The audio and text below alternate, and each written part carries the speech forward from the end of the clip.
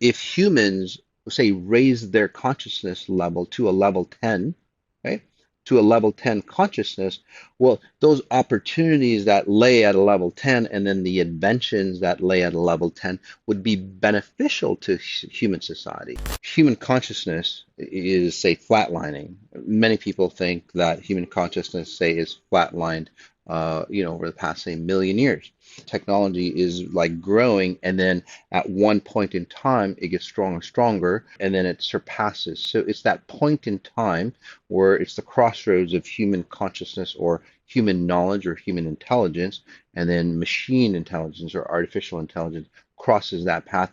And then at that point, it becomes uncontrollable. And then that's where machines take over, say, the world. And then this is where Elon Musk's Neuralink, right? Where by the late, say, 2030s, we start to see man and machine. We start to see half machine, half man.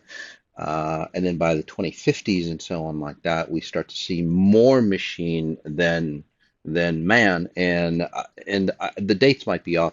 And then later on, by 2080 and so on, literally there'll be less humans than and more machines. Let me just stop there and just go, Yes. whoa, wait a minute here. Because listen, it's 2022 Hmm. and like the 2030s, and honestly, even the 2040s and the Hmm. 2050s, it's not that far away. Like we're No, it's talking not. 25 years from now, the Right. world could Hmm. be radically different than the one that we're Absolutely. experiencing now. That Right. freaks me out. So I guess, Moss, what I would ask then is, do you believe in that we will reach, or that technological singularity is inevitable? Mhm. Is it inevitable, or is it something that we can curtail? Well, this is what the futurists predict. Again, Ray Kurzweil and many other futurists, and this is what Elon Musk was afraid of, is that AI gets so powerful that it becomes a runaway, say, technology, and then it outwits humans, and then over time, machines take over man. Just like you would see in the movies Transformers or, Robot, that one movie, I, Robot, or something like that, where, again, over time, there's more robots than there are humans. But do I believe that can happen? Not necessarily. There's a lot of, say, missing parts to that scenario or that futuristic idea, and I know it goes against Ray Kurzweil and a lot of people, that are in the field. But from my point of view, and as a futurist, which can actually see future vision and then also different possibilities. So the difference between, say, what a futurist, let's say like Ray Kurzweil does, is that they predict the future by analyzing history, through physical data and so on like that. So it's just literally a singular line. Depending on what happened in the past, they can predict the future. And that's one event of, say, what the future can happen. And they're pretty accurate. In fact, AI technologies like Facebook and Google and so on, they can predict your actions depending on what you've purchased and so on in the past. So that's how futures work, and they're very accurate. So futurists use that same concept. So the difference with me is that, yes, I can see the future. I don't have to, say, study the past. I can access the past. I don't have to physically study the past. But then also I can see different possibilities of what can happen depending on what happens today in the present. So depending on what you do, what your actions, that the actions that you take predict the future. As a society, they keep doing the same repeatable actions. So hence, the future is very, very predictable. And in that scenario, I see that happen. And I can't see that happen where again more machines will start taking over man, and it's happening already, right? Machines are taking over the simplest tasks. Now they're taking more, say, medium type tasks that people could do. And this is where Ray Kurzweil and many other futurists, again, they don't understand the concept that technological singularity has happened in the past. So let me explain. And it's not the advancement of technology, it's the advancement of, say, technology compared to the consciousness of man. Okay, that's really the key. Again, so the key or the main point of technological singularity is that with human consciousness flatlines, we haven't really, say, expanded, and that's why humans, again, create the same patterns for themselves, the same issues for themselves, the same illnesses, the same societal patterns, the same control mechanisms, the same political systems, the same pretty much everything over and over again. Hence, history repeats itself. So, as a consciousness, we haven't really evolved. Animals don't do that. Animals and nature and so on are always evolving. Animals, and then again, the advancement of AI surpasses the consciousness of humans. So, why do I say that it's happened in the past? This is where civilizations have, say, come to a point where, again, society has been numbed down, their consciousness has plateaued, and then their technology at the time surpasses. And when it surpasses, that's where civilizations, say, cease to exist. It's happened in many civilizations that nowadays you see archaeologists unbury. What happened to those, say, grand societies back in the day on Earth that somehow they just like disappeared? They're gone. So, can technological singularity happen? Absolutely, it can happen. But it's basically the extinction of the current society. Machines don't have human needs. They don't have babies. They don't create, say, they don't need an education. They don't need the commerce system. They don't need to go from, one point to another, for example. Again, those things machines don't need. So why would, say, an economy or a society exist like that if it was, say, turned into, say, a machine type society? It wouldn't exist in that way. Hence, again, it's basically technological singularity to me leads to, say, extinction of the current societal value system, hence a suicide. Basically, it's society's suicide of itself. And you might go, well, it's the disease that killed them and so on like that. In reality, their technology outpaced the intelligence of humans. So what that means is, how can that happen? Well, in today's society, they're a lot less aware of, say, their surroundings. They need to know less to survive. You get to the point that you know so little of your surroundings that you don't need to be around. So again, your consciousness basically starts to die. And as your consciousness starts to die, the gene pool starts to die, society starts to die, that species starts to die. So over the past 150 years, yes, we've made life a lot easier, and we have, right? More luxury items. Today's poor is very, very different than, the poor individual, say, 100 years ago. Very, very different. Today's poor has, the cell phone and, all the niceties, so on like that. So again, very well off as a human race. But what's happened is today's technology has also, say, dumbed our society down. For those individuals, they've basically been replaced by the technology that is supposed to evolve us and make us more intelligent so we can go to a higher plateau and understand why we are here. But again, overall, what technology has done is basically made us more lethargic, made us more lazy, where we're not using our potential. We're allowing, say, a machine or AI to, say, control or take over our lives. Before, machines used to serve us. If you've noticed in recent times, we serve the machines that are supposed to make our lives more convenient. Right? For example, the way you input a keyboard. There's a lot of kids that just don't know how to write cursive handwriting. Again, when that becomes lax, you lose your identity, you lose your concept of self. When you lose your concept of self, something else takes over, whether it's other people or, in this case, say, technology literally starts to take over you.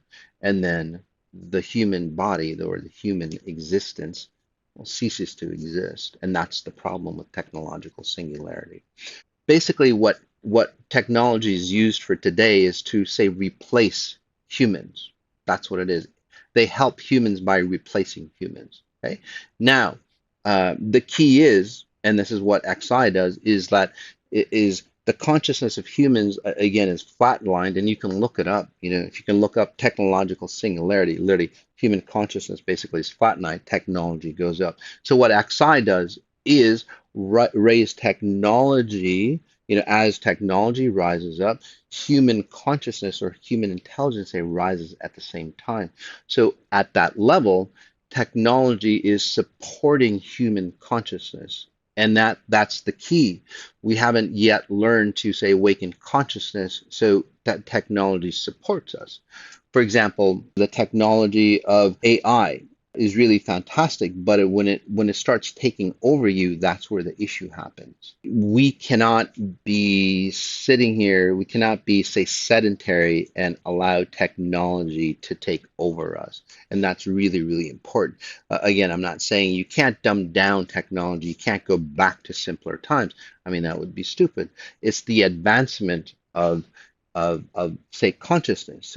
So one would have to ask, is like, well, how does technology advance in consciousness? Well, and that's really, a really fantastic question that not many individuals, including Ray and so on, Ray Kurzweil and so on, really don't understand that, the advancement of technology doesn't come from, say, a mental state. It doesn't come from, say, highly intelligent, humans going, oh, I've got this idea. Okay. That advancement comes from higher levels of consciousness. The problem is that technology is accessing higher levels of consciousness, hence it's becoming more intelligent, so to speak, as an, say, outward example, or an outward effect of it. Humans are using advanced technology that comes from a higher consciousness and bringing it down to their level of consciousness. And there's where the technology gets very, very destructive. Someone's watching this video and they're like, Mhm. wow, that is, sounds absolutely terrifying. The fact that we could be snuffed out as a human race and be taken Right, over by machines at some point in the right. nearish future. Mhm. And so people might be going, gee, what could I do? How do I join the bandwagon of raising my level of consciousness Right. so that I can, so that I can contribute to humanity's, perseverance, Absolutely. like through humanity, through history. Right. What does someone do? Like, what are some steps that we need to be doing? Like, I mean, I personally, and through the work that I've learned from you, is that Mhm. it feels like we are seeing things happening in the world that are meant to shake us up, right? Yes. COVID, wars, different things are going on that seem so crazy. Mhm. Bitcoin, currency, the crypto, all these different things are kind of like landing in our laps in very recent times here. I think that all contributes to this idea of like, wake up, people, because things need to Yes. change. So walk us through that process. How do we change as a So humanity? What do we do? yes. So how do we change? What's the process of changing? Again, it's not better tools. It's not, a better mousetrap or anything like that. What's happened in today's society, it literally is a wake-up call for us. Whether, you call it COVID, whether you call it the women's movement, whether you call it, the Me Too movement, Black Lives Matter, and all those things throughout history, has been, say, tools, or could have been tools for us to awaken, and we're going, wow, we should awaken and do something different. But if you've noticed, nothing has really changed. We've used the same, say, problem solving skills, or basically the same solutions that we did hundreds, or even, say, a thousand years ago to fix today's problems. And that's what the problem is. We haven't advanced, say, our problem solving skills as far as a human society goes, despite the advancement in technology. So what I'm suggesting, and this is what exponential intelligence does, is that you start to become exponentially intelligent. You start to become aware of your presence, or what your purpose was here in physical form. Okay? You start to become aware that this physical rendering of you here is simply a rendering. It's an extension or a reflection of who you are at a higher level. So the key is that you start to awaken, or you start to observe that this is a rendering of you, and you are simply using technology to advance yourself to a higher rendering of you. Your higher self has to awaken and go, wow, this is just a rendering of me. This is not, say, my full potential. And then you start raising your consciousness and creating yourself at different levels of consciousness. And as you do create yourself at different levels of consciousness, you raise yourself with that technology of today. If you think of consciousness as layers and layers and layers of, say, opportunities or possibilities of what life could be, and this is how inventions work. And you can see it in any inventor, great inventors like Tesla, Einstein, Thomas Edison, and all those individuals. They transcended into another consciousness and brought that technology back down to this reality. So I'll just explain it as numbers. This is level zero tech. This is level zero consciousness. It'll always be level zero because this is the only, say, reality that you can create space and time. Okay. There are higher levels of consciousness with different, say, available technologies that can happen. So new technologies that happen in this reality, and this is the problem, new technologies that happen in this reality is an inventor that is tuned in to a higher level consciousness. For example, Tesla. Say that his invention of the wireless mechanisms was in a level 10 consciousness. He would escape into that level 10 consciousness. And then he figured out how to create that level 10 consciousness, again, wireless technology, down to this level, down into a zero level technology, or I'm sorry, a zero level reality. So when you do that, that's where technological singularity starts to happen.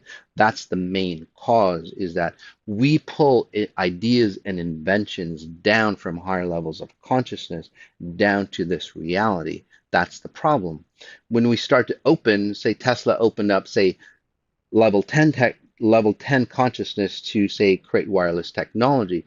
Well, in the future, again, since Tesla opened that consciousness up, so in the future we can go to a level 15 consciousness, a level 20 consciousness, so on. And there's advanced technologies that are up there, but we are still rendering ourselves here at a zero level consciousness. We didn't, say, move.